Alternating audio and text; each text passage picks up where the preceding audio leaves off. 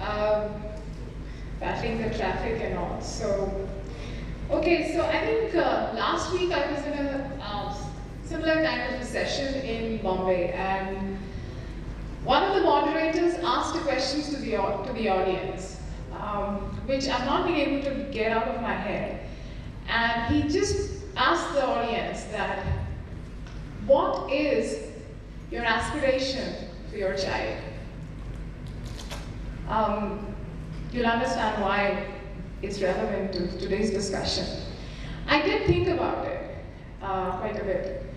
And when I was actually putting my daughter to school, the first day of school, there was a parent-teacher orientation session, and I was asked the questions, what are your expectations from your child? What do you want her to be? My answer was very simple, that I want her to have the ability to be able to make herself happy. And how again is that relevant? You know, in my limited lifespan or career span, I have seen many successful corporate professionals who are unhappy. And side by side, I have seen many struggling entrepreneurs who are extremely happy. And when we are discussing today the subject of future of jobs, I believe the future lies not in jobs, but our ability to enable our youth to create their own work. We have to bear this in mind when we discuss the subject of future of jobs. Let me just step back. Of course, that's the future.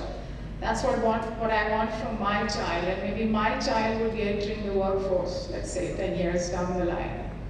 But what about those who are at the brink? So what are the issues? Let me break up what I have to share with you in two phases.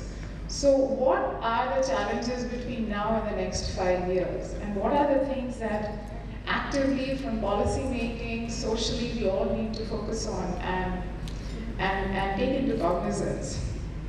Much has been talked about the regulatory cholesterol, and it does matter. It makes a lot of difference. So, as an organization, as part of ISF, I think we've been advocating labor reform for a very long time, right? So, when we were doing our IPO roadshows, one of the analysts actually said that, you guys talk so much about labor reform. Isn't it suicidal for you as a business? Because if labor reform happens, nobody would probably look at staffing. I mean, why do you need staffing? Now, here is what I had to say to them. Globally, the extent of outsourced workforce in any country is anywhere around 5 to 15% of the entire workforce. In India, that number is 29% of the workforce. Globally, out of the 5 to 15% of the outsourced work, 100% is formal employment. In India, that figure is 1.3%. So here is what's going to happen when labor reform happens in this country. That figure of 29% hopefully will come down. Let's say it might just come down realistically to something like 15 to 18%.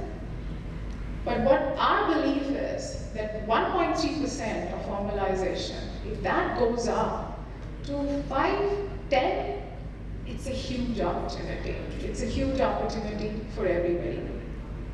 The employee benefits regime. At this point of time, we all talk about the large informal sector. Some figures quoted at 94%, there are some figures which quoted at much lesser, 85%. But there is a large part of the Indian workforce is informal in this country. And the important thing to bear in mind is that for a youth, all the indicators work out in such a manner that he feels that he's better off being in the informal sector. Because in the informal sector, there is no difference between half wali tankha and chitti wali tankha, right? There is a huge deduction which happens, almost 45% of a person's cost to company, in the name of mandatory deductions in this country. We've been very widely advocating, even as a federation, that let's just reduce the burden of these mandatory deductions, which is highly patronizing in a country which is growing younger day by day. We are not saying that we should do away with them. It's required. The employer's contribution need to be there, but why don't we give choice to the employee about their contributions?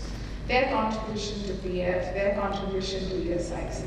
In a sense, ESIC, Provident Fund, they treat us like hostages and not like clients, right? So we have to enable this choice to actually, at the end of it, get better service, get better value out of these contributions. And of course, drive formalization. Since 1991, the reforms that have been happening around us, while it might have fixed the sins of commission, but I don't think we've done much around the sins of commission. Land, infrastructure, access to capital. I think these are some of the binding constraints. If we don't focus on it, it is going to be a problem in the near future. As a matter of fact, for entrepreneurs, India is a hostile habitat. If you're talking about future of jobs cannot be spoken until unless we make India a healthy environment for entrepreneurs. And at this point of time, there is a huge black hole when it comes to income. Yes, I think to a certain scale, you probably can make inroads, but the moment you want to hit beyond that scale, the challenges are so insurmountable that people end up giving up. And that's actually costing us a lot of jobs. And urbanization, an often talked about subject. At this point of time, India, especially Delhi, Bombay, Bangalore, some of these cities cannot anymore take in any more people. They're bursting at the seams. I don't think the infrastructure is capable of handling them. Is the solution trying to bring people from the villages to the cities? How long is that going to work? Is that sustainable? I think we have to have many more hubs, cities, created across the country so that we are able to get those people from those villages or maybe smaller clusters across the country. At this point of time, India has around 6 lakh villages, out of which 2 lakh villages have less than 200 people. So I think at this point of time, the scales of operation is such that it just compels them to move out of these places and move to the bigger cities. So we have to focus really hard around the concept of creating more cities. I mean, just to give you an example, we have got about 45, 50 cities over 1 million people. China has got about 350 such cities. So we just cannot anymore bring people to jobs. We really have to figure out a way of getting jobs to people. That's something that we need to sort out in the near future. The investment discussion, investment regime. We of course have to focus on stuff like ease of doing business because why do we need investment from outside? Why do we need people from outside of India to come and set up shop? Not so much for the money or the capital. Because when they come in, they bring in vital intel around best practices, around technology, around communication strategies, which we can learn from and improve upon. And of course, there's much has been talked about the revival of manufacturing. At this point of time, there are 2 narratives which are emerging in this country. That is India better off just focusing on services, or is manufacturing really necessary? My personal conclusion on this is manufacturing is, in a country like India, there is no other way but to revive manufacturing. And I'm gonna shamelessly paraphrase something that recently the editor of Financial Express wrote.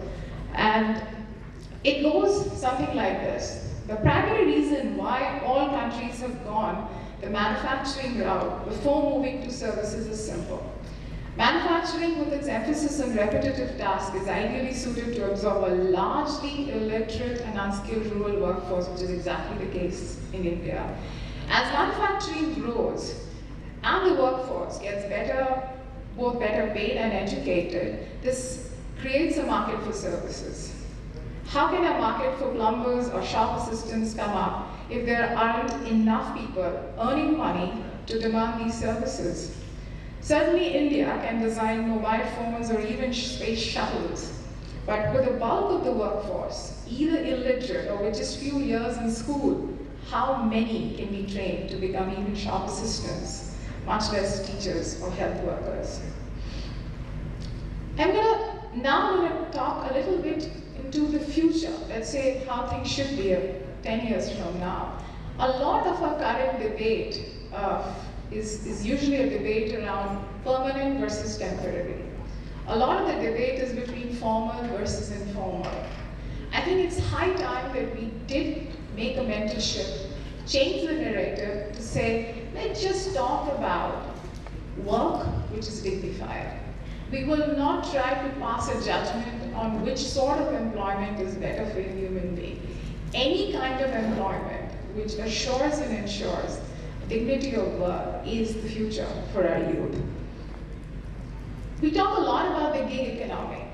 In the Indian context, I think we should talk about gig education. While we talk about jobs, right? Even if we end up creating the extent of jobs that this country requires for the million kids who join every month, are we equipped from an education and skill perspective to handle it? At this point of time, we have to move away from the traditional thought world about how education skills are imparted and share with you an interesting analysis. All Ivy League colleges across the world and foreign universities can offer online MOOCs courses in India legitimately, but Indian universities cannot. It's a very big lacuna in our skilling platform right now. While we're advocating that that needs to change, I want all of you guys to understand that until unless we make education and skill easily affordable and accessible, until unless we modularize it, until unless we make it available in their palms through the smartphones, we would not be equipping and enabling them to become self-sustainable. And of course, we have to look at diversification. At this point of time, I think if any one of you have seen our second report, there are